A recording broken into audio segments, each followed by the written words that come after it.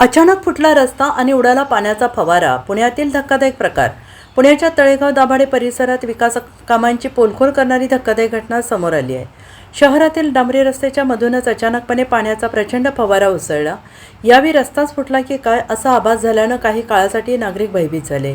हा थरारक आणि अचंबित करणारा प्रकार CCTV कॅमेऱ्यामध्ये कैद झाला आहे. रस्त्याखालून टाकलेल्या पाईपलाईनच्या कामातील गंभीर हलगर्जीपणा या निमित्ताने समोर आला आहे. 1.5 वर्षापूर्वी तळेगाव दाभाडे शहरात पाणीपुरवठा योजनेअंतर्गत रस्त्याखालून नवीन पाईपलाईन टाकण्यात आली होती. त्यानंतर रस्त्याचं डांबरीकरण करण्यात आलं होतं.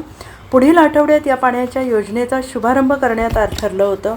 पण त्यापूर्वीच नगर परिषदेकडून शनिवारी पाईपलाईनची चाचणी घेण्यासाठी नव्या टाकीतून पाणी सोडण्यात आलं. या चाचणी दरम्यान अवघ्या काही क्षणात अचानकपणे रस्त्याच्या मधूनच पाण्याचा मोठा फवारा उसळला आणि डांबरी रस्ता फुटला की काय असा आभास सगळ्यांना झाला.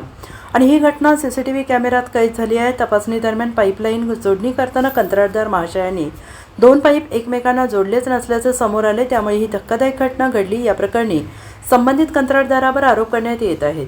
Bureau report SBN Marathi, Pune.